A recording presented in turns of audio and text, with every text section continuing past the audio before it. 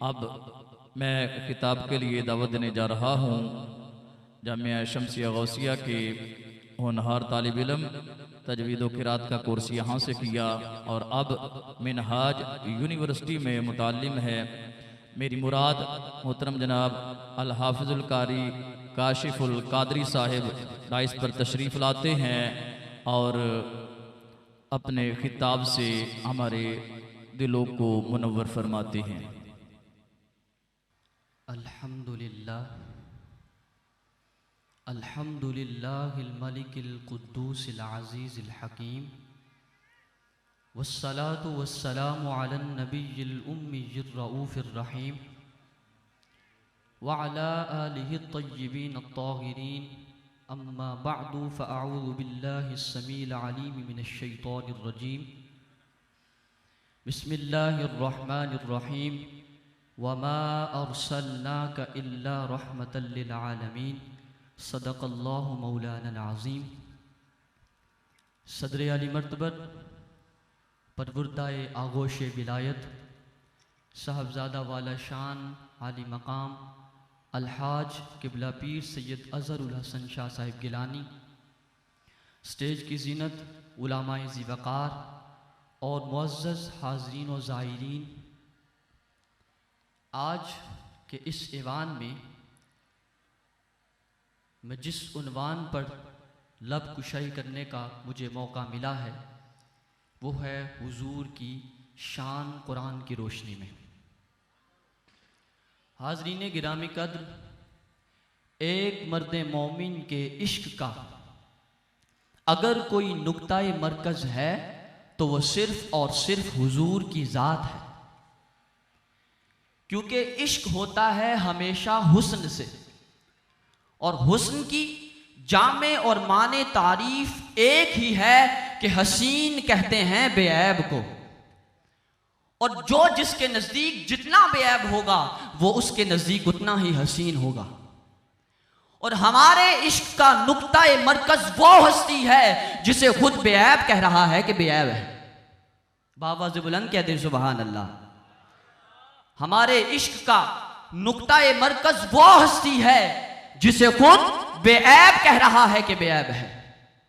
और सदर अली वकार, हमारा अगर किसी से कोई ताल्लुक है तो वो हुजूर की ज़ात से है, हुजूर की निस्बत से है। इस वतन अजीज पर हमारा माल और हमारी जान इसलिए कुर्बान है कि यह हुजूर के सदके में बना है, और अगर यह हुजूर के सदके में ना बना होता तो बानी मोहम्मद अली ना होते। मिल्लत इस्लामिया हमारी जान है और हर मुस्लिम हमारा भाई है, सिर्फ इसलिए कि हुजूर की उम्मत है। कुरान मजीद को हम इल्हामी किताब इसलिए मानते हैं कि हुजूर पर नाजिल होने वाली किताब है। सहाबाए किराम रिदवानुल्लाहि अलैहिम अजमाइन पर दीदाए दिल इसलिए फर्श राह करते हैं कि हुजूर के असहाब हैं, और अहले बैत अतहार से मोहब्बत और मवद्दत इसलिए रखते हैं कि हुजूर के अहले बैत हैं। और इससे आखिरी कोई मंजिल नहीं हो सकती कि हम अल्लाह को अल्लाह इसलिए मानते हैं कि हुजूर का अल्लाह।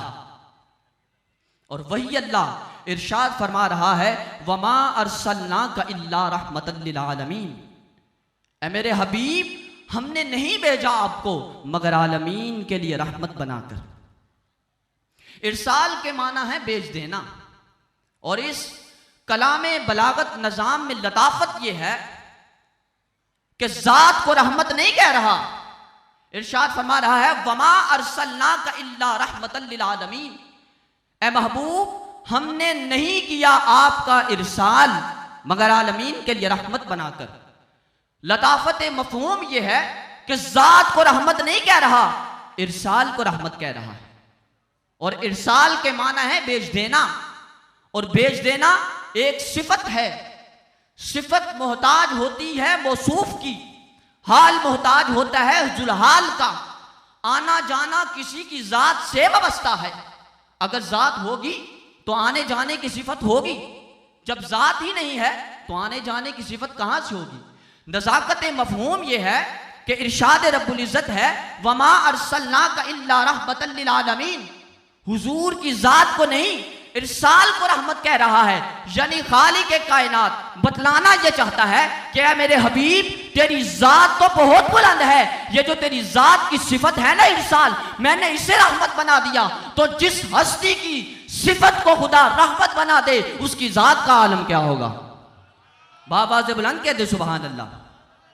उस हस्ती की जात का आलम क्या होगा? अब आइए लफ्ज़ इरसाल की जरा खुसूसियत को समझते हैं। लफ्ज़ इरसाल जरा जुदाई को चाहता है, लफ्ज़ इरसाल फासले को चाहता है। अगर हम रोजमर्रा के इस्तेमाल में इसको समझना चाहें तो आपने खत लिखा और उसको इरसाल करना चाहते हैं, तो खत को लिखकर आप जेब में डाल लें तो खत इरसाल हो जाएगा? नहीं। जब तक खत को लिखकर लेटर बॉक्स में डालकर अपनी जात से जुदा नहीं करेंगे, उस वक्त तक लफ्ज़ इरसाल साबित नहीं होगा। तो नज़ाकत मफ़हूम यह है कि अल्लाह तबारक व तआला इरशाद ये फरमाना चाह रहा है कि मेरे हबीब, जब आपकी तशरीफ आवरी नहीं हुई थी तो उस वक्त कायनात में कुछ भी तो न था। अदम की जुल्मत फिजाए अमकान को घेरे हुए थी। सिम्मत अपनी वजूह के लिए मशरिक व मगरिब, शमाल व जुनूब की मोहताज थी। पहाड़ों की बुलंदी फोकियत की जोया थी और कारे दरिया पस्ती का मुतलाशी था। जमीन बिछने के लिए पानी की रवानी तलाश कर रही थी और आसमान बुलंद होने के लिए सूरज दुखान की तिलावत कर रहा था और आग नेस्ती की घुटन में जली जाती थी और यह खाक नापैद होने के सबब मट्टी में मली जाती थी।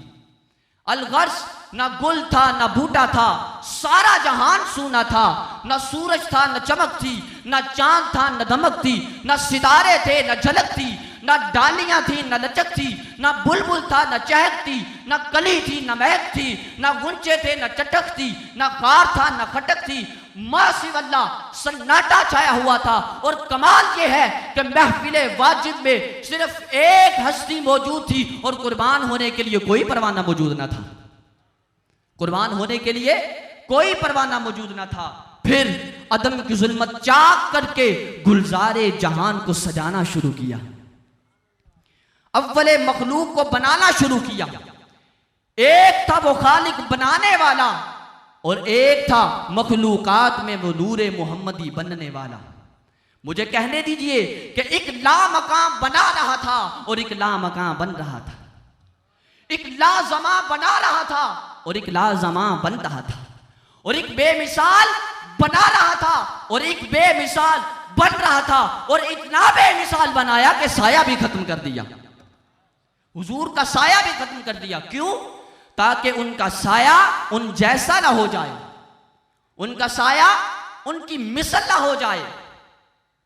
हुजूर का साया खत्म कर दिया। अब भाई यहां पर उलमा की मौजूदगी में एक जुमला कहना चाहता हूं कि जिस अव्वले मखलूक का साया उन जैसा नहीं है तो हम जैसा हम साया कब उस जैसा हो सकता है? बाबा से बुलंद कह दें सुभान अल्लाह। हम जैसा हम साया कब उस जैसा हो सकता है?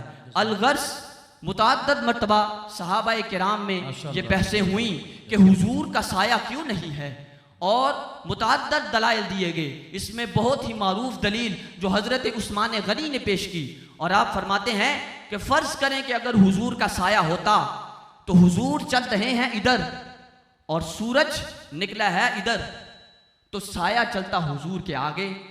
और कुरान मजीद में अल्लाह तबारक व तआला ने इरशाद फरमाया, या अय्युहल्लज़ीना आमनू ला तुक़द्दिमू बैन यदयिल्लाहि व रसूलिही वत्तकुल्लाह इन्नल्लाह समीउन अलीम। ए ईमान वालो, खबरदार अल्लाह और उसके रसूल से आगे बढ़ने की कोशिश ना करना। तो जब हुजूर का साया हुजूर के आगे चलता तो इस आयत मुबारका की तौहीन होती। और फर्ज करें कि हुजूर जा रहे हैं उधर और सूरज आ गया है उधर, तो साया चलता हुजूर के पीछे, तो पीछे हम आ रहे हैं। हजरत उस्मान गनी फरमाते हैं पीछे हम आ रहे हैं। अब हम हुजूर के सदक़े में तो बहुत कुछ हो सकते हैं, लेकिन दायरा इस्लाम में दाखिल होने से पहले हम सभी खताकार थे। तो हुजूर के साए पर कदम पड़ते ही, चूंकि हर चीज का साया उसकी शबीह होता है, तो हुजूर के साए पर कदम पड़ते ही शबीह मुस्तफ़ा की तौहीन हो जाती। तो अल्लाह को यह गवारा ही नहीं था, लिहाजा उसने साया ही खत्म कर दिया। ना साया आगे चले ना साया पीछे चले। अब आखिर में उलमाए किराम की मौजूदगी में आखिरी बात करके इजाजत चाहूंगा कि लफ्ज़ इरसाल अरबी जुबान में बलागत यह है कि लफ्ज़ इरसाल उसमें दोनों माना पोशीदा हैं, दूर भेजने के भी और करीब रहने के भी। और सबसे पहले कुर्बत होगी। अब मैं आप लोगों की आसानी के लिए एक इस अपनी गुफ्तगू को इन अल्फाज में बयान करता हूं कि करीब रहने को अरबी में विलायत कहते हैं। और हर रसूल अल्लाह तबारक व तआला जब किसी को चुनता है तो पहले वली बनाता है, फिर रसूल बना के भेजता है। और जितनी बड़ी विलायत होगी उतनी ही बड़ी नबूवत होगी। और जब मकामे कुर्बत और विलायत में ऐसा मकाम आ जाए क्या उससे आगे कोई मंजिल बचे ही नहीं, तो फिर ऐसी हस्ती पर नबूवत को खत्म कर दिया जाता है। वाखिरु दावाना अनिल हम्दुलिल्लाहि रब्बिल आलमीन। माशाअल्लाह, जज़ाकल्लाह।